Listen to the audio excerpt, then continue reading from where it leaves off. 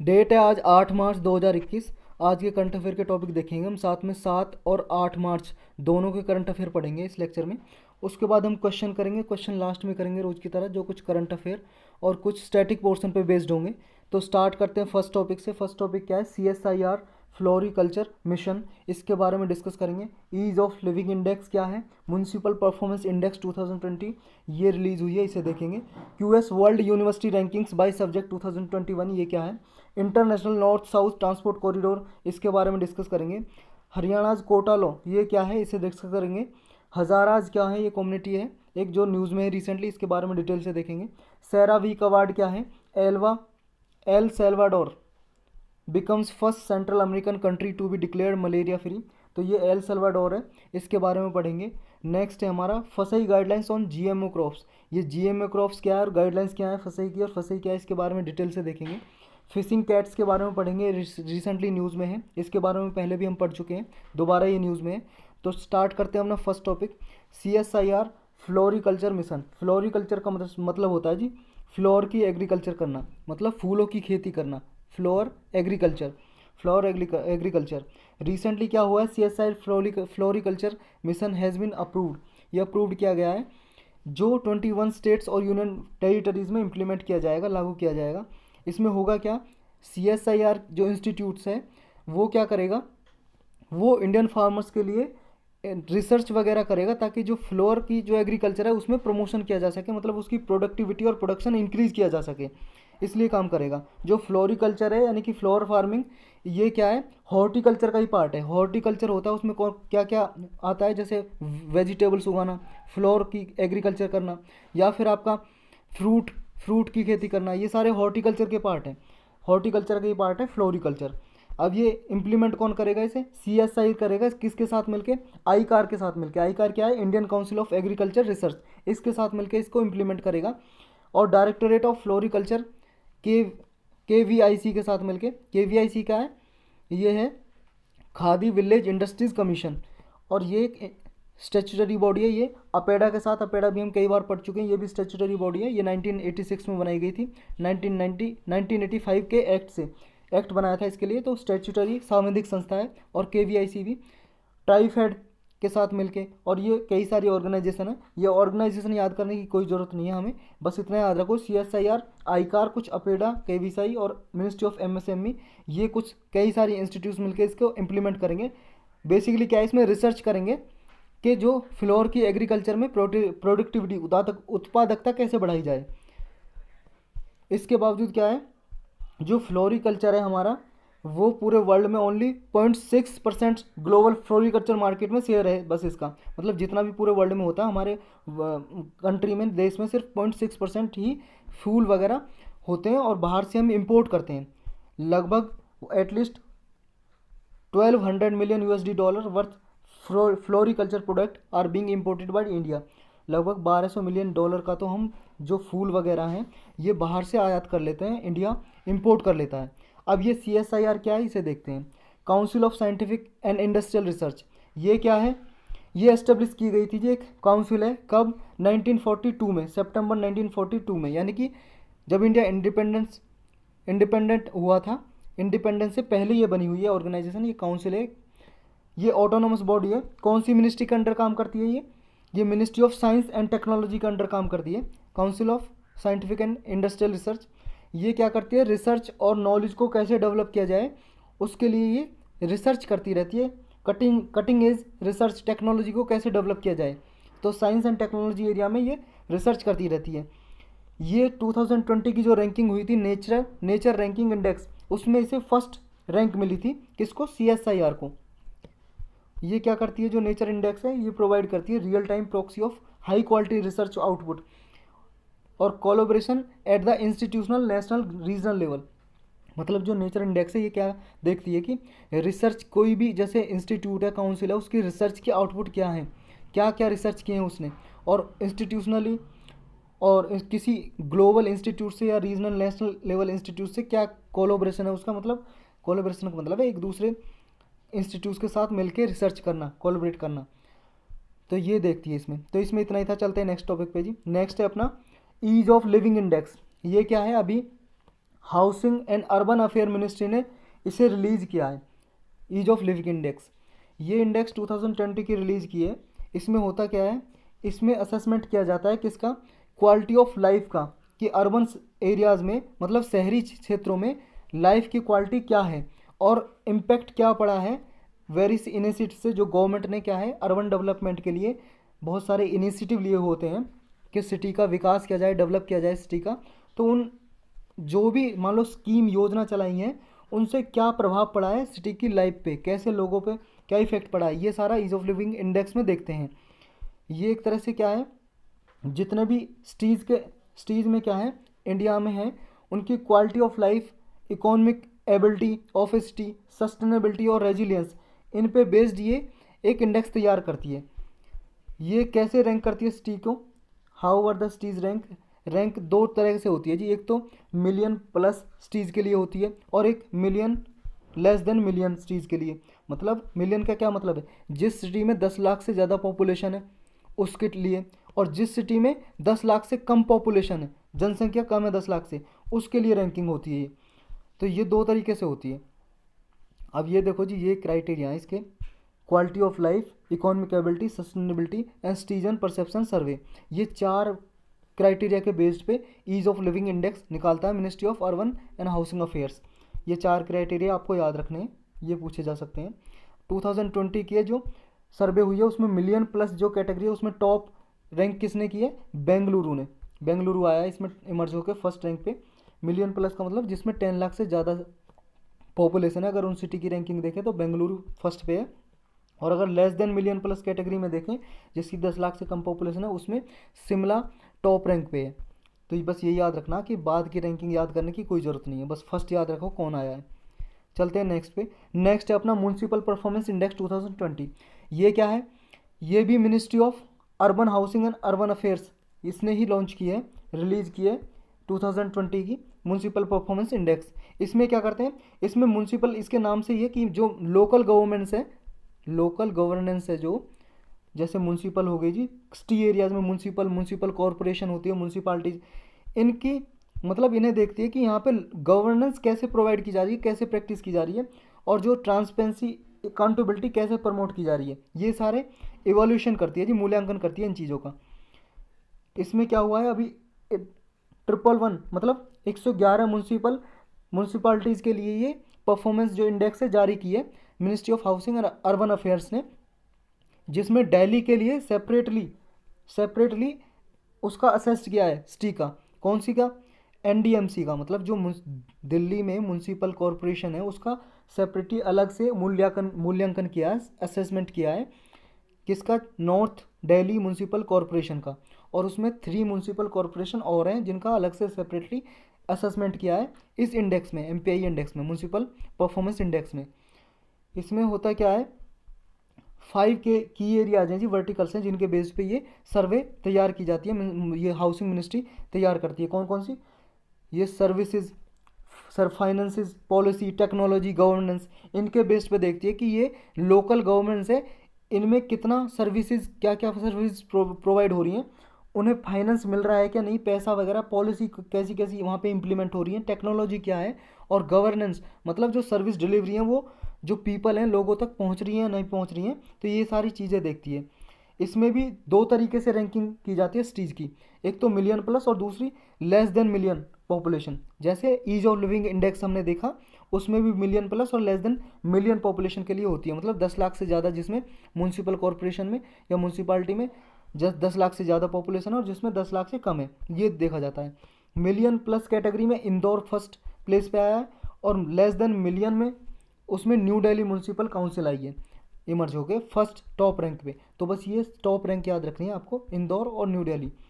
Less than 10 lakh से new Delhi municipal council, ये पूरा न्यू दिल्ली, पूरे नई दिल्ली की मतलब न्यू दिल्ली की रैंकिंग नहीं है जी, न्यू दिल्ली में एक म्यूनसिपल कॉरपोरेशन है बस उसी की है, उसमें बहुत सारी म्यूनसिपल काउंसिल होंगी ना दिल्ली में, तो न्यू दिल्ली की म्यूनसिपल काउंसिल इमर्ज होकर आई है फर्स्ट प्लेस पे, और उसमें इंदौर आया है मिलियन प्लस कैटेगरी में। चलते हैं नेक्स्ट पे, इतना ही था। ये जी QS world university ranking by subject 2021, ये क्या है, पूरे वर्ल्ड वाइड जो यूनिवर्सिटीज़ होती हैं जी उनका रैंकिंग निकालती है। ये QS नाम की एक संस्था है जी, इंस्टीट्यूट है, ये मान लो आप। ये पूरे वर्ल्ड वाइड यूनिवर्सिटी को रैंकिंग देती है। अभी इसमें क्या है, अभी जो 2021 की जो मतलब रैंकिंग निकाली है, उसमें इंडिया की 12 इंडियन इंस्टीट्यूशन टॉप 100 में आए हैं। कौन कौन से हैं वो टॉप 100 में आए हैं जो 12 इंस्टीट्यूट? IIT बॉम्बे, ये IIT बॉम्बे जी, ये IIT Delhi, Madras, IIT Kharagpur, IISc Bangalore, IIT Guwahati, IIM Bangalore, IIM Ahmedabad, JNU, Anna university, university of Delhi, OP Jindal university, ये टॉप 100 में हैं इनकी, मतलब लिस्ट में टॉप 100 में। IIT मद्रास क्या है, 30th प्लेस पे आया है, 30वें नंबर पे आया है जी रैंकिंग में। वर्ल्ड फोर मतलब पूरे वर्ल्ड में पेट्रोलियम इंजीनियरिंग के लिए आया है जी 30 रैंक में। और IIT बॉम्बे 41 प्लेस पे आई है, और IIT खड़गपुर 44th पे आया है। कौन सी कैटेगरी में? मिनरल एंड माइनिंग इंजीनियरिंग में। मतलब कि जो मिनरल और माइनिंग इंजीनियरिंग के कॉलेज हैं, यूनिवर्सिटी हैं पूरे वर्ल्ड वाइड, उनकी रैंकिंग में IIT बॉम्बे 41 पे और IIT खड़गपुर 44th रैंक पे आया है। और university of Delhi, Delhi university कौन से नंबर पे आई थी? 50th नंबर पे आई, 50वें नंबर पे पूरे वर्ल्ड में। ये डेवलपमेंट स्टडीज़ के लिए आई है जी कैटेगरी में। अब ये जो रैंकिंग होती है सब्जेक्ट वाइज होती है जी। इससे फ़ायदा क्या होता है, मान लो जो भी स्टूडेंट्स हैं उन्हें पता लग जाता है कि कौन सी यूनिवर्सिटी अच्छी है इस रैंकिंग से, तो वो अपनी पर्टिकुलर सब्जेक्ट में कौन सी यूनिवर्सिटी अच्छी है उस हिसाब से यूनिवर्सिटीज़ में अपना एडमिशन ले सकते हैं, मतलब उसके लिए तैयारी कर सकते हैं उन यूनिवर्सिटी के लिए। तो एक तरह से क्या है, ये research citation along with results of major global survey of employers and academics are used to rank universities। मतलब इसमें क्या है, जो एम्प्लॉयर्स होते हैं जी यूनिवर्सिटी में, एकेडमिक्स होती हैं और रिसर्च वगैरह होती हैं, उनके बेस्ड पे ये रैंकिंग निकाली जाती है पूरे वर्ल्ड वाइड। इसमें क्या है, 51 डिसिप्लिन होते हैं टोटल जिस पे करती है, उन्हें 5 कैटेगरीज में सब्जेक्ट एरिया वाइज डिवाइड किया गया है। मतलब ये 5 सब्जेक्ट एरियाज है जिनकी रैंकिंग निकाली जाती है इसमें। पहला आर्ट एंड ह्यूमैनिटीज़ के लिए, इंजीनियरिंग एंड टेक्नोलॉजी के लिए, इंजीनियरिंग एंड टेक्नोलॉजी दूसरी कैटेगरी। एक लाइफ साइंस एंड मेडिसिन, मतलब ये जो कॉलेज है नहीं इनसे रिलेटेड, जैसे लाइफ साइंस और मेडिसिन के कॉलेज हैं उनकी अलग रैंकिंग, इंजीनियरिंग टेक्नोलॉजी की अलग, आर्ट ह्यूमैनिटीज़ की अलग, नेचुरल साइंस के लिए अलग, और एक science social science and management. तो इन कैटेगरीज में ये रैंकिंग निकाली जाती है। 5 ब्रॉड सब्जेक्ट एरियाज हैं जिन पे निकाली जाती है और इनके अंदर भी 51 डिसिप्लिन हैं। अब ये जो वर्ल्ड रैंकिंग है जी, ये है क्या, इसे देखते हैं। QS वर्ल्ड यूनिवर्सिटी रैंकिंग कौन निकालता है, क्या है ये, इसे पब्लिश कौन करता है यूनिवर्सिटी रैंकिंग को? QS ही करता है। QS है जी कुकरेली साइमंड्स, ये एक ब्रिटिश कंपनी है, ब्रिटेन की कंपनी है ये कुकरेली साइमंड्स, जो क्या है हायर एजुकेशन इंस्टीट्यूट होते हैं। जो हायर एजुकेशन का मतलब है जो ग्रेजुएशन पोस्ट ग्रेजुएशन वगैरह कराते हैं या फिर आपके PhD वगैरह, उनकी रैंकिंग निकालती है ये। स्कूल याद रखना, स्कूल वगैरह की नहीं निकालती है ये रैंकिंग। ये क्या है, पहले इसका नाम जो ये बना था क्विकस्टैंड साइमंड्स, क्यूकरेली साइमंड्स, इसका नाम टाइम्स हायर एजुकेशन था, लेकिन बाद में 2010 में इसका नाम बदल के QS रख दिया गया, क्यूकरेली साइमंड्स वर्ल्ड यूनिवर्सिटी रैंकिंग। ये it is the only international ranking to have received the approval of international ranking expert group. ये पूरे इंटरनेशनल एक ही रैंकिंग है इकलौती जिसे इंटरनेशनल रैंकिंग एक्सपर्ट ग्रुप का अप्रूवल मिल चुका है। तो ये याद रखना आपको। तो इसमें इतना ही था, चलते हैं नेक्स्ट पे जी। नेक्स्ट क्या अपना, नेक्स्ट है international north south transport corridor. ये क्या है, अभी इंडिया ने क्या है डिमांड रखी है international north south transport corridor में कि, और इसमें डिमांड रखी है कब, मैरीटाइम इंडिया समिट हुआ था जी ये वर्चुअली। वर्चुअली का मतलब है इंटरनेट के जरिए, जैसे आप जूम मीटिंग करते हो ना, जूम पे कॉलिंग करते हो, व्हाट्सएप पे कॉलिंग, ऐसे मतलब ये इंटरनेट पे हुई वर्चुअली मैरीटाइम इंडिया समिट। उसमें ये कुछ डिमांड रखी इंडिया ने international north south transport corridor के लिए, जिसमें जो international north south transport corridor है इसमें चाहबार पोर्ट भी इंक्लूड है और 13 नेशन आते हैं, मतलब 13 देश आते हैं जी इसमें international north south transport corridor में। ये क्या है, इसके बारे में पूरा डिटेल से देखेंगे। ये क्या है, इसकी मेंबरशिप एक्सपेंड करने के लिए बोला है, जिसमें अफगानिस्तान उज्बेकिस्तान तो इंक्लूड है ही। और इसकी सिग्निफिकेंस क्या है जी, इसकी सिग्निफिकेंस यही होगी कि जो अफ़गानिस्तान है उसका पोटेंशियल यूज किया जा सके। अफ़गानिस्तान क्या है, जैसे मान लो इंडिया ट्रेड कर रहा है, सेंट्रल एशिया में ट्रेड करेगा, व्यापार करेगा, अफ़गानिस्तान बीच में पड़ता है ना, तो उसके ज़रिए ट्रेड की जा सके। अब पूरा डिटेल में पढ़ते हैं इसके बारे में है क्या। ये जो international north south transport corridor है, ये कॉरिडोर में क्या है, लगभग 7200 किलोमीटर का कॉरिडोर है। मतलब कि कॉरिडोर मान लो जी, रोड रेल या बस वगैरह से, रेलवे वगैरह से कनेक्टिविटी बढ़ाना है, ताकि देखो शिप वगैरह से, पानी के जहाज़ से, रेल से, रोड रूट से, तो क्या है, moving for moving freight. Freight का मतलब है सामान ढुलाई। मतलब आप मान लो गुड्स वगैरह इंपोर्ट एक्सपोर्ट करना चाहो सेंट्रल एशियन कंट्रीज से, तो उसके लिए क्या है कि एक कॉरिडोर होगा, जो कनेक्टिविटी किसके थ्रू होगी, रोड के थ्रू होगी, या फिर रेल के थ्रू होगी, या फिर पानी के जहाज जा सकते हैं जहाँ तक ओशन से। ये आप इस फिगर से समझो आप। ये देखो जी, ये अपना हिंदुस्तान, ये दिखाई दे रहा है आपको, ये यहाँ से देखो कनेक्टिविटी, यहाँ से शिप से जाएंगे, ये चाबार पोर्ट है। ये चाबार पोर्ट किसका है यहाँ पे, ये जी चाबार पोर्ट ईरान का, और ये है बंदर अब्बास पोर्ट, ये भी ईरान का। तो यहाँ पे ईरान के पोर्ट से कनेक्टिविटी बढ़ेगी जी। इधर अफ़गानिस्तान में जाके, ये अफ़गानिस्तान है जी, ये अपना, ये अफ़गानिस्तान, और ये सेंट्रल एशियन कंट्रीज़ हैं। तो यहाँ पे यूरोप, सेंट्रल एशियन कंट्रीज़ के ज़रिए यूरोप तक ट्रेड की जा सकती है, रसिया में मॉस्को तक पहुँचा जा सकता है। तो ये है ट्रांसपोर्ट कॉरिडोर, मतलब नॉर्थ साउथ को कनेक्ट करेगा ये एक तरह से, नॉर्थ साउथ कंट्रीज़ को। इसमें कौन कौन से रीजन इन्वॉल्व है, इंडिया, ईरान, अफगानिस्तान, अजरबैजान, रसिया, सेंट्रल एशिया, यूरोप। अभी इसमें दो रूट्स क्या है कंडक्ट किए गए थे 2014 में। फर्स्ट रूट क्या था, मुंबई से बाकू, बाकू भेजा गया था। ये बाकू कहाँ पे जी, ये अजरबैजान में है। अजरबैजान आपने कंट्री का नाम सुना होगा, अजरबैजान में बाकू एक जगह है। बंदर अब्बास के जरिए, बंदर अब्बास कहाँ है, ईरान में। देखो यहाँ देखो आप मैप में, ये है इंडिया अपना, यहाँ से बंदर अब्बास पोर्ट है ये, और यहाँ से अजरबैजान में गए जी, यहाँ पे एक कंट्री है अजरबैजान। और दूसरा रूट कौन सा कंडक्ट किया गया था, मुंबई से अस्ट्राखन। ये अस्ट्राखन कहाँ पे, ये रसिया में है जी। ये भी वाया बंदर अब्बास पोर्ट के जरिए, ये भी तेहरान में, मतलब वाया बंदर अब्बास तेहरान, बंदर अंजलि। ये बंदर अब्बास हमने देखा ईरान में ही है। वाया का मतलब होता है जी बाई के द्वारा, बंदर अब्बास तेहरान और बंदर अंजलि के द्वारा मुंबई से ट्रेड की अस्ट्राखन तक। अस्ट्राखन कहाँ पे, मॉस्को के पास, मतलब कि रसिया में। अब इसका सिग्निफिकेंस क्या है, कॉरिडोर का सिग्निफिकेंस मतलब इंपॉर्टेंस, महत्व क्या है, महत्व यही है जी इसका, कि क्या है, जैसे इंडिया ने इसको, जो चाइना का बेल्ट एंड रोड इनिशिएटिव है ना, पूरे वर्ल्ड वाइड कनेक्टिविटी करना, वो भी रोड रेलवे से, क्या है, शिप वगैरह के जरिए कनेक्टिविटी करना। और चाइना अपना ट्रेड मतलब व्यापार बढ़ाना चाहता पूरे वर्ल्ड वाइड। लेकिन ये चाइना के बेल्ट एंड रोड इनिशिएटिव से पहले ही ये क्या है, लॉन्च हो चुका था, ये international north south transport corridor, जो क्या है, इंडिया रसिया को कनेक्ट करेगा, यूरोप को कनेक्ट करेगा, तो सेंट्रल एशियन को कनेक्ट करेगा। इससे क्या है, कनेक्टिविटी बढ़ेगी इंडिया की वर्ल्ड वाइड। दूसरा सिग्निफिकेंस क्या है, ट्रेड तो बढ़ेगा ही जी।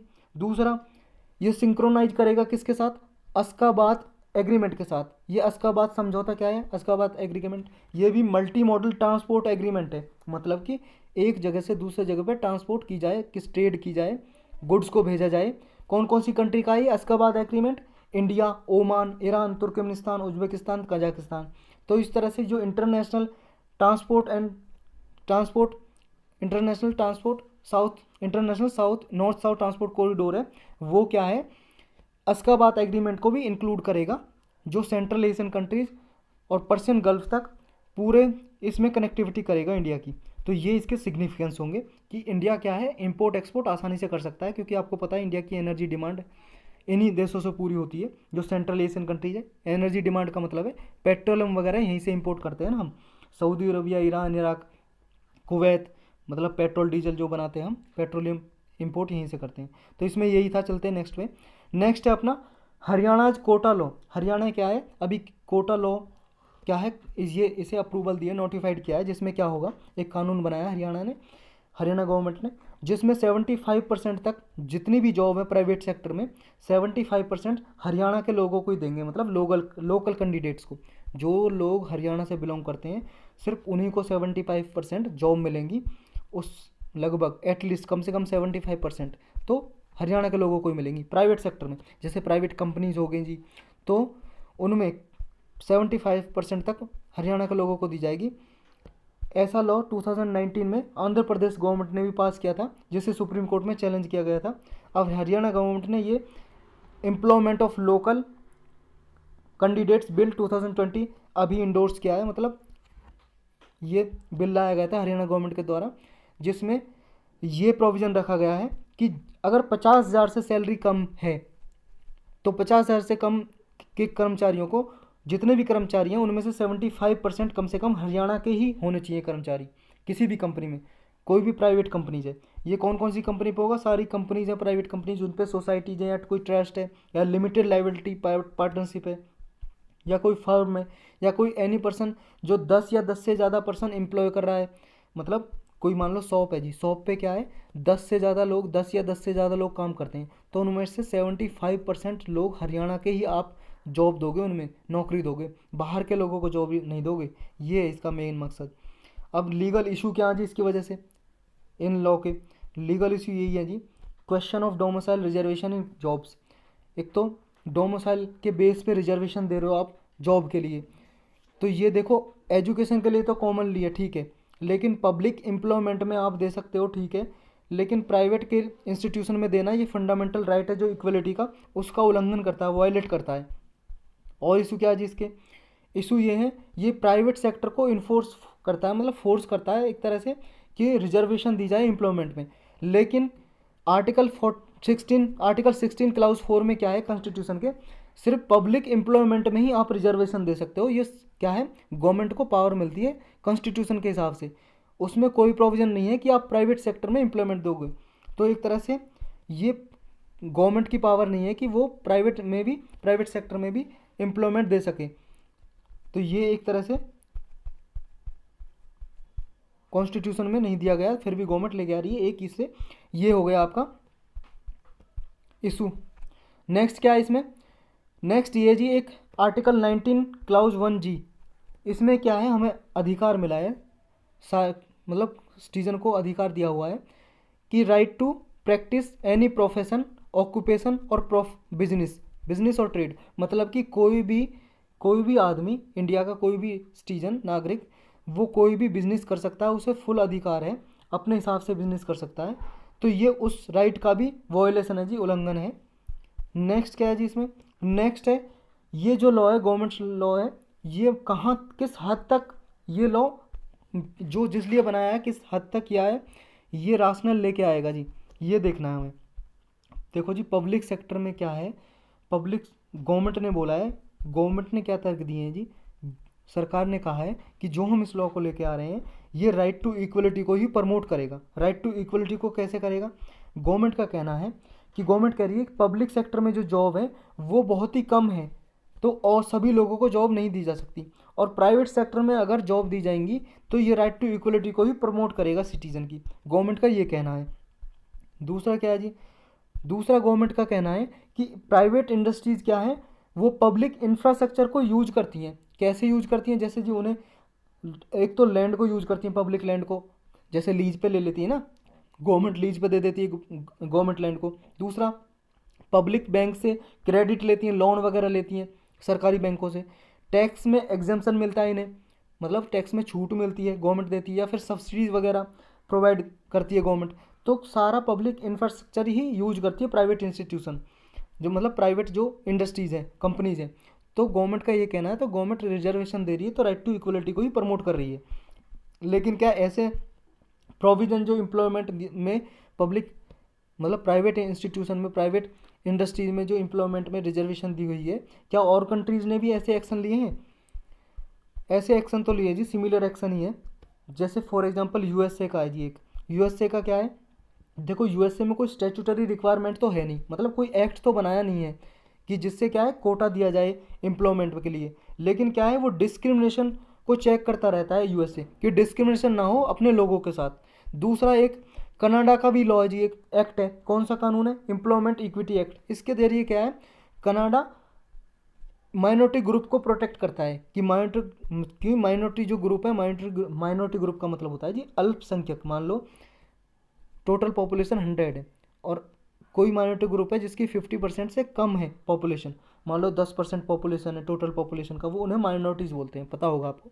तो जो भी माइनॉरिटी ग्रुप है कनाडा में, तो उनके साथ डिस्क्रिमिनेशन ना हो, स्पेशली एबोरिजिनल का मतलब है जो वहाँ के मूल निवासी हैं कनाडा के, या फिर आदिवासी हैं जो, या फिर नेटिव्स हैं, उनके साथ कोई भेदभाव ना हो, डिस्क्रिमिनेशन ना हो उन्हें इंडस्ट्रीज़ में, प्राइवेट सेक्टर में भी, ताकि जॉब दिया जा सके, नौकरी दी जा सके।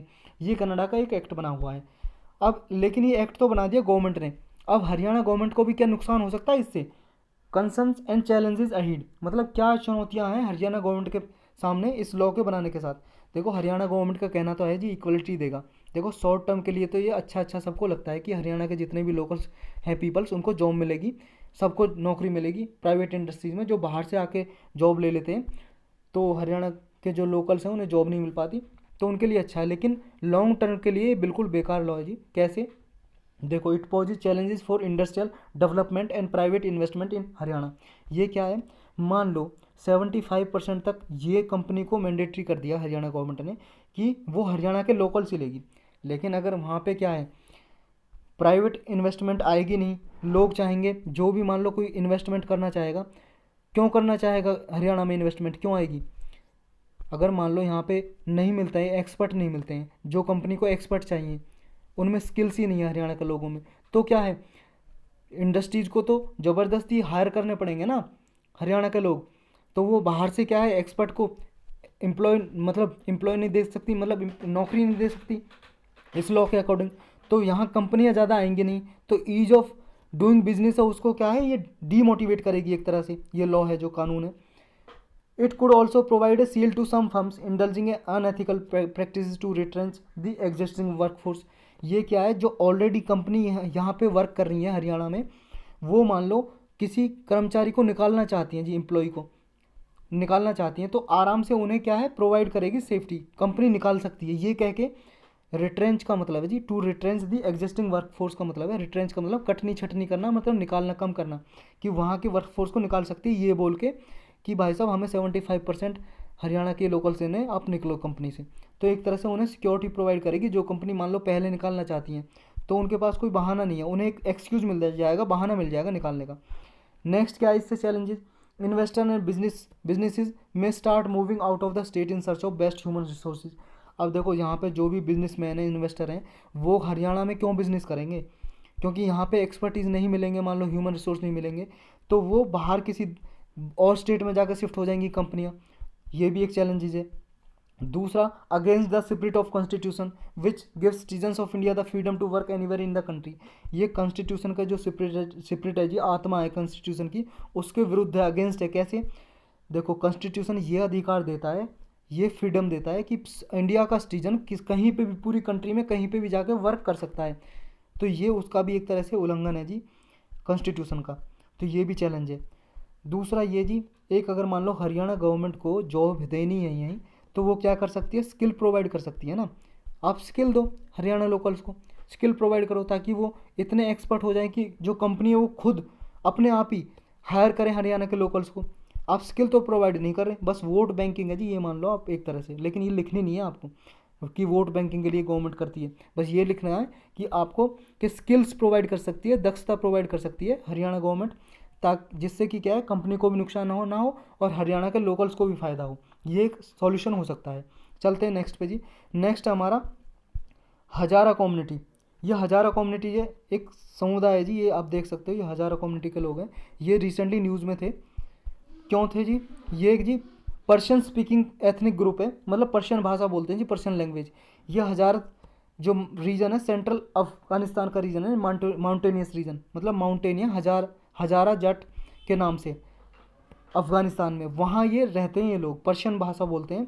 ये इसलिए नहीं जी, ये बहुत ही ऑप्रेस्ड पीपल हैं पूरे वर्ल्ड में, one of the most oppressed group है अफ़गानिस्तान में। मतलब ऑप्रेस्ड का मतलब जिनके साथ अत्याचार होता है, टॉर्चर होता है, एक्सप्लॉटेशन होता है जी, शोषण होता है जिनका, तो इसलिए न्यूज़ में रहते हैं हज़ारा कम्युनिटी के पीपल। इतना ही था इसमें। चलते हैं नेक्स्ट पे। नेक्स्ट है अपना सेरावीक अवार्ड। ये सेरावीक अवार्ड क्या है, ये जी अभी प्राइम मिनिस्टर नरेंद्र मोदी को मिलेगा CERAWeek global energy environment leadership award. ये क्या है अवार्ड, 2016 में इंस्टीट्यूट किया गया CERAWeek global energy and environment leadership award. जो क्या है, किस लिए दिया जाता है, किसी ग्लोबल लीडरशिप के लिए दिया जाता है जी, जो इन्वायरमेंट को बचाने के लिए काम करता है, ऐसी ग्लोबल एनर्जी में प्रमोट करता है। मान लो रिन्यूएबल एनर्जी को प्रमोट करते हैं जिससे पॉल्यूशन कम हो, तो एक तरह से एनर्जी एक्सेस के लिए पॉलिसी वगैरह, अफोर्डेबिलिटी, इन्वायरमेंटल स्टेटवर्डशिप के लिए ये दिया जाता है ये अवार्ड। मतलब जो भी क्या है फॉसिल फ्यूल को छोड़ के लीडरशिप निभाए कि रिन्यूएबल एनर्जी को, जो नवीनीकरण ऊर्जा है उसको प्रमोट करे, उसको बढ़ावा दे, ताकि ग्लोबल एनर्जी को इंश्योर कर सकें, तो इसलिए दिया जाता है। जो ये सेरा है, सेरा की फुल फॉर्म क्या है? Cambridge energy research associate week. ये सेरा कब फाउंड किया गया था? ये 1983 में इसको बनाया गया था, फाउंड किया गया था। किसने बनाया था? डेनियल यार्गिन में। ये ब्रिटेन में एक, मान लो जी, एक एजेंसी है जो बनाई गई थी 1983 में। और ये हॉस्टन में इसका जो एवरी ईयर एक तरह से मीटिंग होती है, ऑर्गेनाइज होती है इसकी, हॉस्टन में। हॉस्टन कहाँ पे? ब्रिटेन में ही है जी। 1983 से इसकी मीटिंग हो रही है। पूरे वर्ल्ड वाइड क्या है? एनुअल एनर्जी प्लेटफॉर्म की तरह ये काम करता है जी। मतलब एक्सपर्ट जो एनर्जी कैसे इंश्योर की जाए पूरे वर्ल्ड वाइड, तो इसके लिए काम करता है ये। चलते हैं नेक्स्ट पे जी, इतना ही था। नेक्स्ट है जी, El Salvador becomes first central American country to be declared malaria free. El Salvador एक कंट्री है जी, देश है, जिसको मलेरिया फ्री, मतलब वहाँ पे मलेरिया क्या है, ख़त्म हो गया, मलेरिया फ्री डिक्लेयर कर दिया है। ये भी देखेंगे कब किस कंट्री को मलेरिया फ्री डिक्लेयर किया जाता है, कौन करता है। और ये El Salvador central American country है। सेंट्रल अमेरिकन कौन सा एरिया है जी? ये नॉर्थ अमेरिका है जी, कॉन्टिनेंट। ये साउथ अमेरिका है, साउथ अमेरिका है। और ये क्या है जी? ये बीच में जो कंट्रीज है इन्हें बोलते हैं सेंट्रल अमेरिकन कंट्री। जैसे मैक्सिको हो गया, एल सल्वाडोर है जी यहाँ पे। तो ये सारी कंट्रीज क्या है? सेंट्रल अमेरिकन कंट्रीज बोलते हैं इन्हें। तो ये सेंट्रल अमेरिकन कंट्रीज में फर्स्ट कंट्री है एल सल्वाडोर, जिसे मलेरिया फ्री डिक्लेयर किया है। किसने किया जी इसे? डब्ल्यूएचओ ने, वर्ल्ड हेल्थ ऑर्गेनाइजेशन करती है। मलेरिया फ्री का सर्टिफिकेट डब्ल्यूएचओ देता है। और मान लो अगर पूरे नॉर्थ अमेरिका और साउथ अमेरिका को मिला दिया जाए, तो ये पूरे नॉर्थ अमेरिका साउथ अमेरिका में थर्ड कंट्री है ऐसी जिसे मलेरिया फ्री का टैग मिला है। और बाकी की दो कंट्रीज कौन सी हैं जी? बाकी की दो कंट्रीज ये हैं जी, परुग्वे और अर्जेंटीना। परुग्वे को 2018 में मलेरिया फ्री डिक्लेयर किया था डब्ल्यूएचओ ने, और अर्जेंटीना को 2019 में। और कब कर किया जाता है जी मलेरिया फ्री डिक्लेयर? तब किया जाता है जी, मलेरिया एलिमिनेशन सर्टिफिकेट डब्ल्यूएचओ तब देता है किसी कंट्री को जब वो एटलीस्ट 3 कंजिक्यूटिव ईयर्स के लिए क्या है, मलेरिया को रोकने का, ट्रांसमिशन, कि मलेरिया का ट्रांसमिशन ना हो, एक पीपल से दूसरे पीपल में ट्रांसमिशन रुक जाए कम से कम 3 साल के लिए लगातार, तब मलेरिया फ्री का जो टैग है डब्ल्यूएचओ प्रोवाइड करता है किसी कंट्री को।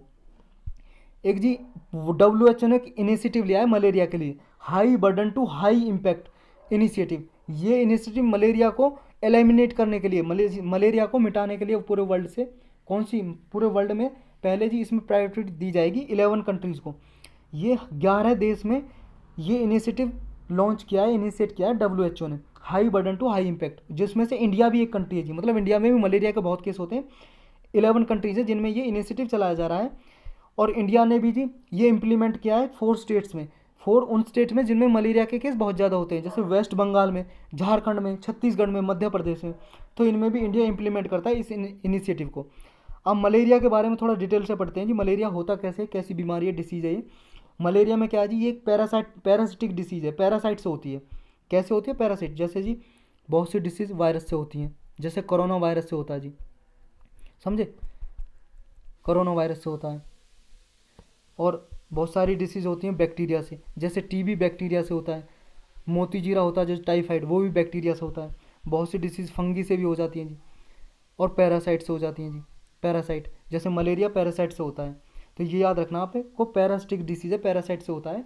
ये मॉस्किटो के काटने से होता है जी ह्यूमन्स में।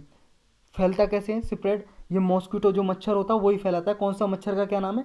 Female Anopheles. ये याद रखना, मादा मच्छर ही फैलाता है, फीमेल, मेल मच्छर जो होता है वो इसे स्प्रेड नहीं करता है। Female Anopheles mosquitoes deposit parasite sporozoites, जो पैरासाइट डिपॉजिट करता है। मान लो जैसे आपके मच्छर काटा, आपके मान लो कोई मच्छर लेके आया अपने ब्लड में, किसी का खून लेके आया जी, उसके ब्लड में पैरासाइट था और आपके ब्लड में काट के छोड़ दिया, तो आपको मलेरिया हो सकता है। कौन सा पैरासाइट छोड़ के जाता है जी?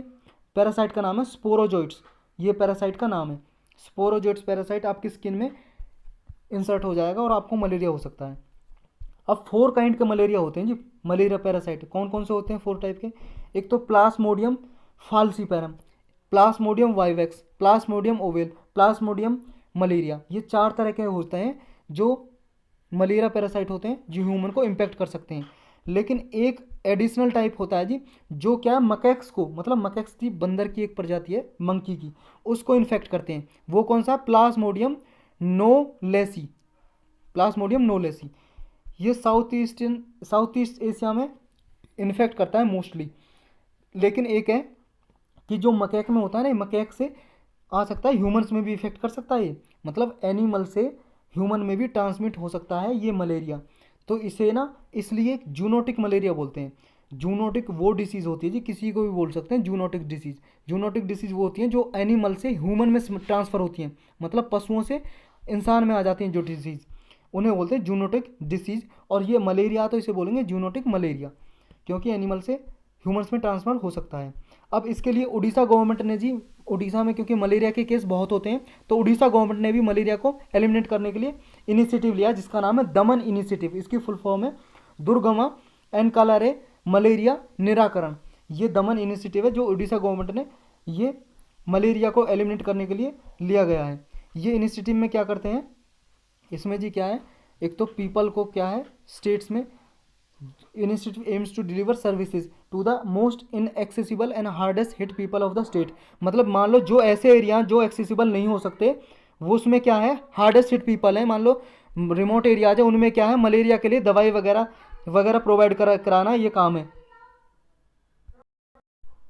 इसका यही है कि मतलब लोगों को दवाई उपलब्ध कराना, एक्सेसिबल कराना इस इनिशिएटिव के थ्रू। ये प्रोग्राम को इम्प्लीमेंट कौन कर रहा है, जॉइंटली इम्प्लीमेंट कर रहा है इसे ICMR NIMR, ये क्या है, Indian council of medical research, national institute of malaria research, ये national vector borne disease control programme और Odisha and medicine for malaria venture, इनके एजेंसी के साथ मिलकर इसको इम्प्लीमेंट किया जा रहा है। ये उड़ीसा का एक प्रोग्राम है जी, national vector borne disease control programme, इनके साथ मिलकर ये ICMR इसे इम्प्लीमेंट कर रहा है। तो इसमें इतना ही था मलेरिया के बारे में, आपको बेसिकली याद रखना है इसमें कि मलेरिया डिसीज़ किससे होती है, कैसे फैलती है, स्प्रेड कैसे होती है, और कितने टाइप की होती है मेनली, और जूनोटिक मलेरिया भी होता है, क्योंकि हर साल UPSC में तो 1 से 2 क्वेश्चन डिसीज़ पे आते हैं जी, और वही आते हैं कि जो न्यूज़ में रहते हैं। अब देखो जी, UPSC हुई या PCS हुआ जी, कोई भी क्वेश्चन पूछता है, अपने घर में तो इनका पेड़ कोई उगता नहीं है क्वेश्चन का, जो न्यूज़ में रहते हैं उन्हीं से पूछते हैं, तो जो न्यूज़ में रहते हैं उन पर आप खास ध्यान रखिए। चलते हैं नेक्स्ट पे। नेक्स्ट है फसई गाइडलाइंस ऑन GMO क्रॉप्स। फसई क्या जी, इसके बारे में डिटेल से देखेंगे। फसई है food safety and security authority of India. ये 2006 में बनाई गई थी जी, एक एक्ट के जरिए। तो एक स्टैट्यूटरी बॉडी है, स्टैट्यूटरी मतलब संवैधानिक संस्था है, इसने अभी GMO क्रॉप्स के लिए गाइडलाइंस जारी की हैं। GMO क्या है, जेनेटिकली मॉडिफाइड ऑर्गेनिज्म क्रॉप्स। ये कैसी क्रॉप्स होती हैं, इनके बारे में डिटेल से पढ़ेंगे जी। अभी गाइडलाइंस क्या जारी की हैं, गाइडलाइंस जारी की थी जी कि जो फूड क्रॉप इंपोर्ट की जाती है ना, GMO क्रॉप, वो 1% तक क्या है, इंपोर्ट कर सकता है इंडिया। मतलब जितने भी GMO क्रॉप क्या है, इंपोर्ट की जाती हैं, आयात की जाती हैं दूसरी कंट्री से, वो 1% तक इंपोर्ट कर सकते हैं। अब इससे क्या है जी, जो ट्रेड ऑर्गेनाइजेशन है उन्होंने थोड़ी आपत्ति जताई। क्यों, क्योंकि जी पहले ये क्या है, GMO क्रॉप इंपोर्ट करना बैन हुआ था कि कोई कंज्यूमर इंपोर्ट नहीं कर सकता, क्योंकि ये थोड़ी हार्मफुल होती हैं, इनसे क्या है, हानिकारक होती हैं। इनकी वजह से जो इंडिजिनस जो ट्रेडिशनल क्रॉप वगैरह होती हैं उनको नुकसान हो सकता है, इस वजह से ये इन पे बैन लगा हुआ था।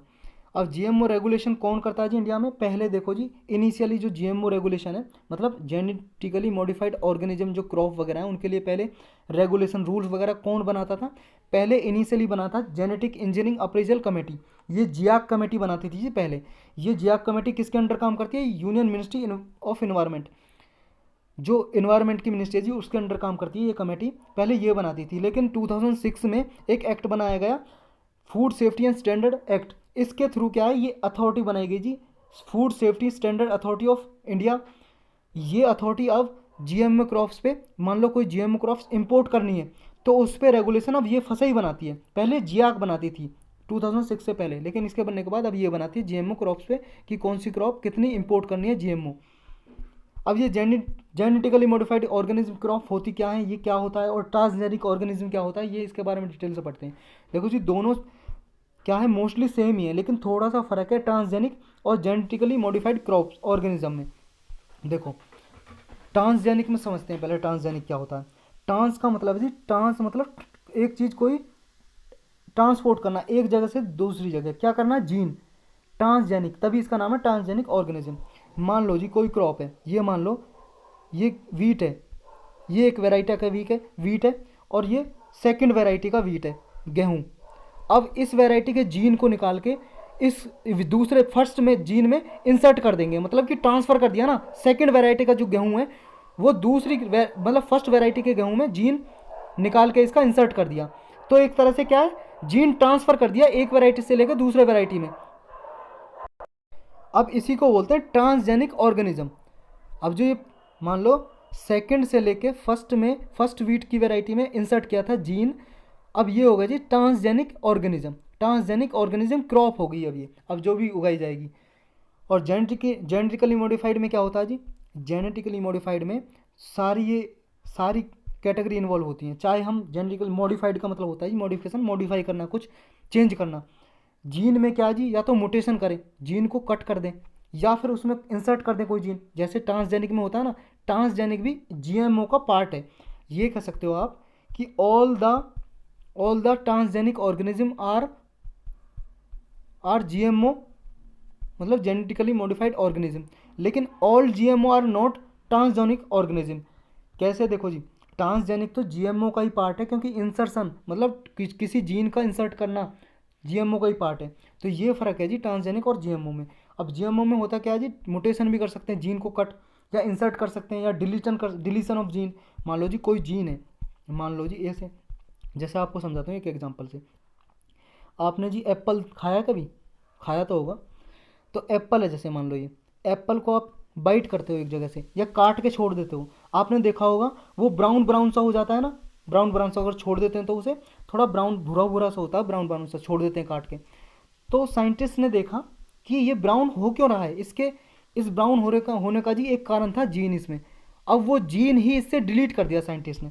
ये क्या है, जो एप्पल था उससे जीन निकाल दिया, मतलब जीन जिस सीड से होता है, बीज से होता है, उस बीज में से वो जीन निकाल दिया, जिसकी वजह से ये ब्राउन हो जाता है काटने से। अब ये जब एप्पल से जीन निकाल दिया ना, अब इसे काटोगे इसको तो ये ब्राउन नहीं होगा, जैसे काटोगे बिल्कुल फ्रेश ऐसे ही रहेगा। तो ये एक तरह से होता है जी जीन का डिलीशन करना, मतलब डिलीट कर दिया जीन। इससे ये फ़ायदे नुकसान होते हैं। अब ऐसे कोई क्रॉप है जी इंडिया में, बिल्कुल है जी, एक बीटी कॉटन नाम से क्रॉप है जी, कॉटन की वेराइटी है बीटी कॉटन। इसमें क्या है, कॉटन में ही बीटी इंसर्ट कर दिया। बीटी एक बैक्टीरिया है, इसका नाम क्या है, बैक्टीरियम बेसिलस। बीटी का मतलब है जी बेसिलस, और थ्यूरेंजिसिस, ये एक बैक्टीरिया है जो कॉटन में इंसर्ट किया।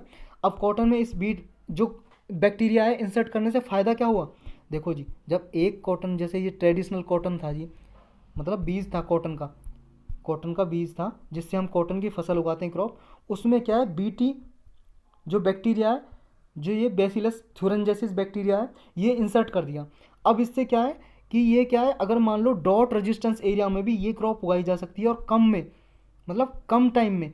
जैसे ट्रेडिशनली क्या है, कॉटन के लिए मान लो 200 दिन, मतलब 200 दिन मान लो, 200 तो ज़्यादा हो जाते हैं जी, मान लो आप 180 या 150 डेज मान लो, ये 150 डेज में बन के तैयार हो जाती है क्रॉप। और इसके लिए पानी बहुत ज़्यादा चाहिए, मान लो जैसे भी ये 150 डेज में लगभग 6 से मतलब 6 to 7 टाइम इसमें पानी देना पड़ेगा। मतलब किसी फील्ड में कॉटन उगाई जा रहा है तो 6 to 7 टाइम पानी लगाना पड़ेगा।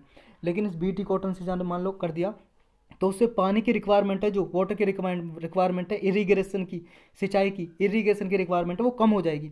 जैसे 6 से 7 टाइम जब पानी देना पड़ता था, अब कम देना पड़ेगा, 4 to 5 या 3 to 4 टाइम्स ही।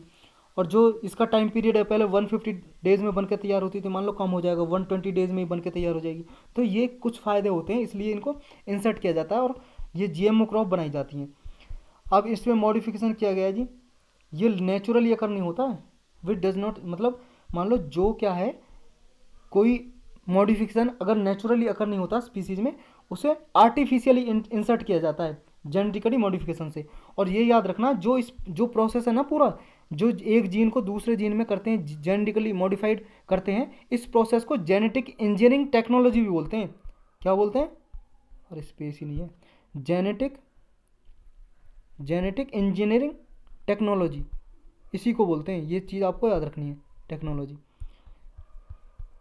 अब जो ये सबसे इंपॉर्टेंट है जी हमारे लिए एग्जाम के लिए, जेनेटिकली मॉडिफाइड टेक्निक्स यूज कहाँ कहाँ पे होती है, क्योंकि इस आपने देखा होगा 2019 और 2020 के पेपर में एप्लीकेशन बेस्ड क्वेश्चन जरूर आ रहे हैं जो साइंस से रिलेटेड है। तो ये भी साइंस एंड टेक का टॉपिक है। अब इसकी एप्लीकेशन कहाँ कहाँ हो सकती है, देखो जी, बायोलॉजिकल और मेडिकल रिसर्च में हो सकती हैं। कोई भी मेडिसिन, दवाई वगैरह बनाने में, फार्मास्यूटिकल ड्रग्स, मतलब कोई भी मेडिसिन बनाने में भी उपयोग हो सकता है। एक्सपेरिमेंटल मेडिसिन में भी हो सकता है, जीन थेरेपी में हो सकता है, जीन थेरेपी, जीन का तो अभी देखा जी हमने। एग्रीकल्चर में हो सकता है, एग्रीकल्चर का देखा, जैसे गोल्डन राइस बनाया जाता है ना, गोल्डन राइस में क्या है, विटामिन ए इंसर्ट कर देते हैं जी इसमें, क्या है कि जैसे चावल में विटामिन ए नहीं पाया जाता, गोल्डन राइस में विटामिन ए भरपूर मात्रा में इंसर्ट करने के लिए जीन इंसर्ट कर देते हैं इसमें। बीटी कॉटन हो गया जी एग्जांपल एग्रीकल्चर का, बीटी कॉटन देखा हमने अभी। Genetically modified bacteria to produce the protein insulin, ये प्रोटीन इंसुलिन प्रोड्यूस करने के लिए भी यूज हो सकता है। और बायोफ्यूल भी प्रोड्यूस कर सकते हैं जिससे बायोफ्यूल, जेनेटिकली मॉडिफाइड बैक्टीरिया को यूज करके बायोफ्यूल भी प्रोड्यूस किया जा सकता है। ये चीज़ आपको याद रखनी है, इसकी यूज कहाँ कहाँ पे। तो इसमें इतना ही था, चलते हैं नेक्स्ट पे। नेक्स्ट क्या जी अपना, नेक्स्ट है अपना फिशिंग कैट। ये फिशिंग कैट जी अभी न्यूज़ में थी, फिशिंग कैट ये आप इमेज में देख सकते हो, फिशिंग कैट आपको दिखाई दे रही है। ये पहले भी हम पढ़ चुके हैं कई बार। फिशिंग कैट अभी न्यूज़ में क्यों है, क्योंकि चिल्का लेक, उड़ीसा में जो चिल्का लेक, चिल्का झील, यहाँ पे स्टडी की गई, यहाँ पे सर्वे की गई इसके लिए कि जो एक एशिया की बिगेस्ट ब्रैकिश वाटर लेगून है जी, पूरे एशिया में सबसे बड़ी खारे पानी की झील है चिल्का झील। इसमें फिशिंग कैट इसके आसपास रहती है। तो यहाँ स्टडी की गई फिशिंग कैट की, जो इसका साइज होता है, जो हाउस कैट होती है, जो घरों में बिल्ली मिलती है ना, घरों में घूमती है, उससे डबल होता है लगभग इसका। तो इसके स्टडी की गई इसके बारे में, इसलिए ये न्यूज़ में था। ये मार्सी वेटलैंड एरियाज़ में रहती है जी, नॉर्दर्न एंड ईस्टर्न इंडिया में। मैंग्रोव्स में भी पाई जाती है, ईस्ट कोस्ट में जो मैंग्रोव फॉरेस्ट हैं, वेस्ट बंगाल में हो गया जी, और आपके आंध्रा उड़ीसा में भी मैंग्रोव फॉरेस्ट होते हैं जो कोस्टल एरियाज़ में, वहाँ पे ये मिलती है फिशिंग कैट। अब फिशिंग कैट की जो IUCN की रेड लिस्ट है वो कौन सी कैटेगरी में आती है, IUCN क्या है जी, international union for conservation of nature. इसके बारे में IUCN साइट्स और आपका CMS, साइट्स और CMS, इस पर एक लेक्चर लिया हुआ है जी, डिस्क्रिप्शन में जाके आप देख सकते हो, जहाँ पे लिखा हुआ है ना 7-8 मार्च 2021, उस पर क्लिक करोगे तो डिस्क्रिप्शन आ जाएगा जी, वहाँ लिंक दिया हुआ है, देख सकते हो, या फिर चैनल में जाकर प्ले लिस्ट पर देख सकते हो। IUCN रेड लिस्ट में कौन सी कैटेगरी में है फिशिंग कैट, वनरेबल कैटेगरी में, वनरेबल। पहले ये एंडेंजर्ड कैटेगरी में थी जी, लेकिन इस ये जिसकी कैटेगरी चेंज कर दी गई IUCN ने, वनरेबल में, मतलब इसकी जो पॉपुलेशन है अच्छी खासी इंक्रीज हो गई, तो अब ये वनरेबल में है, मतलब इसको खतरा कम है पहले से। जो साइट्स है उसकी अपेंडिक्स 2 में है। अपेंडिक्स क्या है, साइट्स की लिस्ट है, अपेंडिक्स 1, 2, 3 ऐसे 3 लिस्ट हैं उसकी, अपेंडिक्स 2 में सेकंड में है जी ये। और जो अपने इंडिया का Indian wild life protection act है 1972 का, उसमें शेड्यूल 1 में है। इसके भी शेड्यूल हैं जी 1, 2, 3, 4, 5, 6 तक शेड्यूल है जी, मतलब लिस्ट है एक तरह से। उनको एनिमल्स, प्लांट्स या स्पीसीज को उस लिस्ट में डाल देते हैं और उस हिसाब से उसे प्रोटेक्शन दी जाती है। और जो शेड्यूल 1 में होती है जो स्पीसीज, प्लांट या एनिमल्स, उसको हाईएस्ट प्रोटेक्शन दी जाती है। तो ये फिशिंग कैट शेड्यूल 1 में है। तो आज के लेक्चर में इतने ही टॉपिक थे। आप क्वेश्चन करेंगे जी हम। फर्स्ट क्वेश्चन क्या है, आपको बताना है horticulture is concern with the cultivation of which of the following. आपको ये बताना हॉर्टिकल्चर में कौन कौन सी कल्टीवेशन की जाती है। बीज, मधुमक्खी की खेती की जाती है क्या, सिल्क वॉर्म की जाती है जी, रेशम के कपड़े के लिए रेशम का कीड़े की खेती। Flooring and ornamental plants only, फूलों की और जो सजावट के लिए पौधे यूज होते हैं उनकी खेती की जाती है। या फिर fruits, vegetables, flooring and ornamental plants सभी की। जी हाँ बिल्कुल करेक्ट, डी है जी इसमें, फ्रूट्स, फलों की, सब्जियों की, फूलों की, ऑर्नामेंटल प्लांट्स जो होते हैं। और याद रखना नट्स की भी की जाती है, नट्स जैसे बादाम वगैरह हो गए जी, एलिमेंट्स, काजू हो गए, कैसू नट्स, ये भी हॉर्टिकल्चर के ही पार्ट हैं। चलते हैं नेक्स्ट पे। ईज ऑफ लिविंग इंडेक्स 2020 की released by which of the following ministry. आपको बताना है ये मिनिस्ट्री ने, कौन सी मिनिस्ट्री ने लॉन्च किया ईज ऑफ लिविंग इंडेक्स, आज ही क्या जी, environment ministry, finance, housing and urban affairs, MSME है जी, मिसप्रिंट हो गया, MSME, micro small and medium enterprises ministry. तो बताओ जी किसने किया है। जी हाँ बिल्कुल correct, ministry of housing and urban affairs ने, सी इसका करेक्ट आंसर है। चलते हैं नेक्स्ट पे। India's external debt stock can increase because of an increase in, ये बताना जी इंडिया का जो एक्सटर्नल, जो बाहर से कर्ज लेते हैं, इंडिया बाहर से कर्ज लेता है, लोन लेता है, डेट लेता है, वो इंक्रीज हो सकता है कब कब इंक्रीज हो सकता है, अगर फॉरेन डायरेक्ट इन्वेस्टमेंट इंक्रीज हो जाए तब हो सकता है क्या, बाहरी मान लो विदेशी देश यहाँ पे हमारे यहाँ इन्वेस्टमेंट करें तो तब इंक्रीज हो सकता है क्या हमारा डेट है जो एक्सटर्नल। नेक्स्ट है एक्सटर्नल कॉमर्शियल बोरिंग, अगर बाहर से इंडिया उधार ले, अगर इसमें इंक्रीज हो तब डेट इंक्रीज होगा।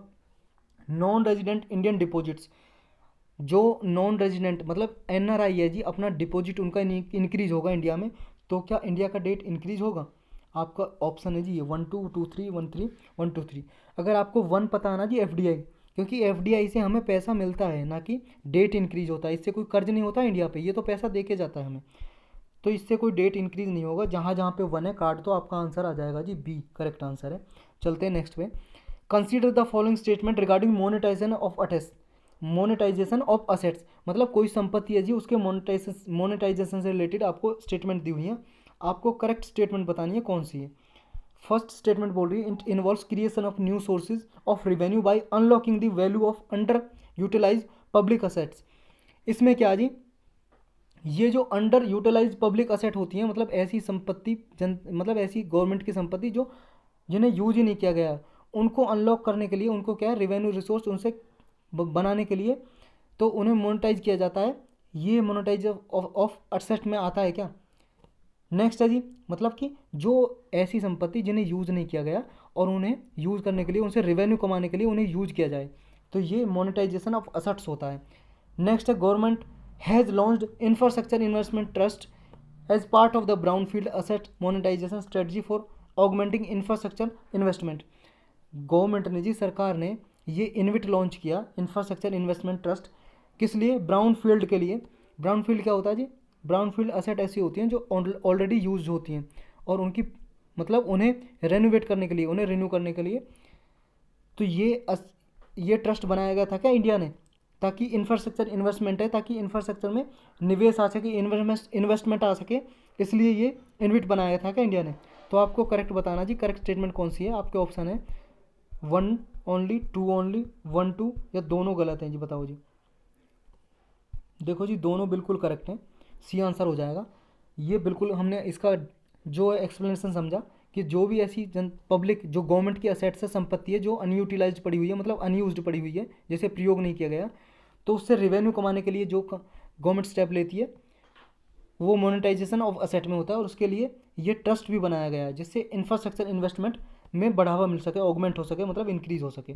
चलते हैं जी नेक्स्ट पे। Consider the following statement regarding e Sanjeevani के बारे में आपको स्टेटमेंट बतानी है कौन सी करेक्ट है। Correct statement, e Sanjeevani is a web based comprehensive telemedicine solution that provides specialised health care services to masses in both rural areas and isolated communities. E Sanjeevani एक जी वेब बेस्ड पोर्टल है, मतलब ये मान लो जी एक साइट है जिससे हेल्थ केयर सर्विस प्रोवाइड की जाती है रूरल ग्रामीण एरियाज में और जो दूर दराज इलाके होते हैं उनमें। E Sanjeevani can also be use to provide medical education to intern and people across various common service centre. जो गवर्नमेंट ने कॉमन सर्विस सेंटर बनाए हुए हैं उनसे क्या है, इनसे मेडिकल एजुकेशन की सर्विसेज प्रोवाइड कर सकती है ई संजीवनी से लोगों को। नेक्स्ट है जी, मेडिकल सर्विसेज की फैसिलिटी, यानी कि इंटर्नशिप भी कर सकते हैं लोग। मान लो जी किसी ने मेडिकल में डिग्री विग्री की है, यहाँ कॉमन सर्विस सेंटर पे जाके ई संजीवनी के जरिए प्रैक्टिस कर सकते हैं क्या, ये सही है क्या। नेक्स्ट है जी, e caters to numerous medical specialities like radiology, cardiology, gynaecology. जो सी संजीवनी है जी उस पर बहुत सारी मेडिकल स्पेशलिटीज परफॉर्म होती हैं, जैसे रेडियोलॉजी हो गई, कार्डियोलॉजी और जिनोलॉजी। ये आपको बताना है कौन सी स्टेटमेंट करेक्ट है, 1 2 है या 1 3 2 3 या 1 2 3 ऑल। देखो जी, all of the above correct है, डी करेक्ट आंसर है हमारा। ई संजीवनी एक पोर्टल है जिससे क्या है हेल्थ फैसिलिटीज़ प्रोवाइड की जाती हैं, हेल्थ केयर फैसिलिटीज़ रूरल और दूर दराज इलाकों में। और इससे क्या है जी, जो मेडिकल प्रैक्टिशनर क्या है अपनी इंटर्नशिप भी कर सकते हैं इसके ज़रिए, और ये सारी जो स्पेशलिटीज़ हैं ये भी प्रोवाइड की जाती हैं। चलते हैं नेक्स्ट पे जी। Under the wildlife protection act 1972 wildlife crime control bureau is mandated to. जो wildlife crime control bureau जी ये इस एक्ट के जरिए बनाया गया था। ये बताना है इसका क्या क्या काम होता है, करेक्ट बताना जी, इसमें करेक्ट कौन कौन से इसके काम है। To collect and collect intelligence related to organized wildlife crime activities and to disseminate the same to state and other enforcement agency।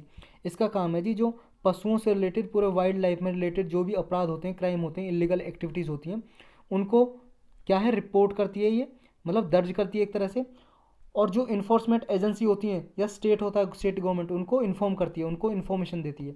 Next है establish a centralise wildlife crime database, crime data bank, मतलब कि ये एक ऐसा data तैयार करती है wild life से जहाँ पे सारी इन्फॉर्मेशन आपको मिल जाएगी। क्या ऐसी इन्फॉर्मेशन तैयार करती है कि नेक्स्ट है assist and advices the custom authorities in inspection of consignment of flora and fauna. जो कस्टम अथॉरिटी होती हैं जी, कस्टम अथॉरिटी कौन सी होती हैं, जो बॉर्डर एरियाज पे होती हैं, जब मान लो माल गुड्स या सर्विसेज एक्सपोर्ट या इंपोर्ट होती हैं तो उसकी निगरानी करती हैं कस्टम अथॉरिटीज़। तो उनके इंस्पेक्शन में मतलब उनकी जांच करने में ये फ़ायदा मतलब सहायता देती है क्या, हेल्प करती है क्या, असिस्टेंस देती है क्या wild life control crime control bureau. अगर मान लो कोई फ्लोरा या फोना की इंपोर्ट एक्सपोर्ट हो रहा है, फ्लोरा का मतलब है जी प्लांट एंड ट्रीज, फोना का मतलब एनिमल्स, अगर इनका एक्सपोर्ट इंपोर्ट होता है तो इनके इंस्पेक्शन करने में, जांच करने में जो कस्टम अथॉरिटी उनका सहयोग करती है क्या ये? 1 2 1 3 2 3 या ऑल ऑफ दी अबव? बताओ जी कौन सा है? जी हाँ, डी करेक्ट आंसर है, all of the above correct है। सारे ऑपरेशन करती है wild life crime control bureau, इस एक्ट के जरिए बनाई गई थी जी। चलते हैं नेक्स्ट पे। नेक्स्ट है जी अपना, consider the following statement regarding leader of opposition. Leader of house है जी, अपोजिशन नहीं है। लीडर ऑफ हाउस के रिगार्डिंग आपको स्टेटमेंट बतानी है, कौन कौन सी करेक्ट है। फर्स्ट स्टेटमेंट क्या बोल रही है? फर्स्ट स्टेटमेंट बोल रही है leader of house, the term leader of house has been defined in constitution of India. जो ये लीडर ऑफ हाउस मतलब हाउस का नेता है जी, जो लीडर ऑफ हाउस, ये हमारे कॉन्स्टिट्यूशन में अच्छी तरह से डिफाइंड की गई है। डिफाइंड का मतलब परिभाषित की गई है, ये करेक्ट है क्या? नेक्स्ट बोल रहा है leader of house in the Lok Sabha is prime minister of by fault if he is member of that house. अगर प्राइम मिनिस्टर लोकसभा का मेंबर है जी, तो लीडर ऑफ हाउस जनरली वही होता है, प्राइम मिनिस्टर। नेक्स्ट बोल रहा है leader of the Lok Sabha never sits in the business advisory committee. एक बिजनेस एडवाइजरी कमेटी होती है जी, जिसे लोकसभा के स्पीकर चेयरमैन होते हैं जी जिसके। तो ये बताना है कि जो लीडर ऑफ हाउस होते हैं, लीडर ऑफ लोकसभा, वो कभी भी इस कमेटी में नहीं बैठते, नहीं भी इसके मेंबर होते हैं जी। आपको बताना है 1 2 1 3 2 या 2 3। देखो जी, फर्स्ट बिल्कुल गलत है, कॉन्स्टिट्यूशन में डिफाइन नहीं किया गया इसे। इसे रूल्स ऑफ द लोकसभा है जी, rules and procedure of Lok Sabha, उसमें डिफाइन किया गया है, ना कि कॉन्स्टिट्यूशन में। तो जहाँ जहाँ एक है वो काट दो। अब 3 बिल्कुल सही है जी, क्योंकि लोकसभा के जो लीडर हैं वो इस कमेटी में नहीं बैठते कभी भी, बिल्कुल करेक्ट बात है। तो डी आंसर हमारा करेक्ट हो जाएगा। और prime minister he leader of the house होते हैं अगर वो लोकसभा के मेंबर हैं। अगर मान लो वो राज्यसभा के मेंबर है तब कोई और हो सकता है, समझे। चलते हैं नेक्स्ट पे। Practice of fiscal federalism in India. आपको बताना है जी ये फिस्कल फेडरलिज्म का क्या मतलब है। Distribution of financial power between state and centre, मतलब सेंट्रल गवर्नमेंट और स्टेट गवर्नमेंट के बीच में जो वित्तीय पावर होती हैं जी, वित्तीय शक्तियाँ, उनको डिस्ट्रीब्यूट करना, बांटना। Devolution of central pool to states, जो सेंट्रल गवर्नमेंट के पास पैसा आता है, टैक्स और नॉन टैक्स से रेवेन्यू आता है हर साल, और स्टेट गवर्नमेंट को उसे बांटना। Setting of finance commission every 5 year, वित्तीय आयोग हर 5 साल में बनाना। क्या ये या फिर ऑल ऑफ द अबव? कौन कौन से आते हैं जी फिस्कल फेडरलिज्म में, कौन कौन से पार्ट बनाते हैं? देखो जी, सभी बनाते हैं तीनों, तो ऑल ऑफ द अबव हो जाएगा, सारे फिस्कल फेडरलिज्म के पार्ट हैं। चलते हैं नेक्स्ट पे। फेडरलिज्म का मतलब होता है जी, जहाँ पे भी फेडरलिज्म आ जाए, मतलब कि पावर डिस्ट्रीब्यूट करना, किसके बीच में? सेंट्रल और स्टेट के बीच में, या फिर लोकल अथॉरिटी में भी कर सकते हो। नेक्स्ट है जी, which of the following directives is are outside part 4 of the Indian constitution. Part 4 में के दायरे से कौन कौन से ये दिए गए स्टेटमेंट बाहर हैं, मतलब पार्ट 4 में नहीं आते, ये बताना आपको कौन कौन से नहीं आते। पार्ट 4 में क्या है जी? DPSP, directive principle of state policy, राज्य के नीति निर्देशक तत्व। तो ये बताना है ये कौन कौन से नहीं आते। आते हैं वो नहीं बताना, नहीं आते हैं। Claims of SC ST to public service, मतलब पब्लिक सर्विस में SC ST को मतलब रिजर्वेशन देना, क्या ये आता है क्या पार्ट 4 में? Instruction in mother tongue to linguistic minorities children, जो क्या होते हैं जी? लिंग्विस्टिक माइनॉरिटी होते हैं, जो भाषा के आधार पर माइनॉरिटी अल्पसंख्यक जो बच्चे होते हैं उन्हें उनकी मातृभाषा में इंस्ट्रक्शन दी जाए, पढ़ाई जाए, ये क्या पार्ट 4 में आता है। Development of the Hindi language, Hindi language का विकास करना, तो ये पार्ट 4 में आता है क्या? आपको बताना जाए कौन कौन सा नहीं आता, तीनों में से एक नहीं आता, 1 2 नहीं आते, 2 3 नहीं आते, या 1 2 3 तीनों ही नहीं आते। जी हाँ, बिल्कुल करेक्ट, डी 1 2 3 कोई सा भी नहीं आता। डीपीएसपी अगर आपने पढ़ा है आर्टिकल 36 से लेकर 51 सारे आपको देखो जी, आर्टिकल 1 से लेकर और 51 तक, तो हर एक आर्टिकल रटा होना चाहिए, आपके टिप्स पे होना चाहिए कि आपको पता होना चाहिए कि क्या क्या आता है इसमें, आर्टिकल 1 से लेकर 51। अगर आप यूपीएससी पीसीएस की तैयारी कर रहे हो और यूपीएससी कर रहे हो तो खासकर आप इनसे क्या है, पॉलिटी के हर क्वेश्चन को आप अटेम्प्ट कर सकते हो। आप देख लो एक बार याद करके। कंसीडर द फॉलोइंग स्टेटमेंट करनी है जी, ह्यूमन राइट कमीशन से रिगार्डिंग स्टेटमेंट दी है, आपको करेक्ट स्टेटमेंट बताना है। National human right commission can take suo motu cognizance and issue notice to central ministries, states and union territories on the issues of public health infrastructure. जो national human right commission है जी, अपने आप, श्यू मोटो का मतलब है अपने आप क्या है, वो कोई भी इशू ले सकता है सेंट्रल मिनिस्ट्री, स्टेट से, यूनियन टेरिटरी से। Right to live with the human dignity is a part of right to life and it's constitutional duty of the central state government to ensure right to life is guaranteed। जो right to live with dignity है जी, human dignity, वो right to life का ही part है जो article 21 में दिया हुआ है। और सेंट्रल गवर्नमेंट और स्टेट गवर्नमेंट का ये कर्तव्य बनता है, ड्यूटी बनती है कि इस राइट को प्रोटेक्ट किया जाए सिटीजन के। आपको करेक्ट स्टेटमेंट बतानी है जी कौन सी, one only, two only, one two, या दोनों में से दोनों गलत है जी। देखो जी दोनों स्टेटमेंट बिल्कुल करेक्ट है, सी आंसर करेक्ट हो जाएगा। तो आज के डिस्कशन में इतना ही था जी।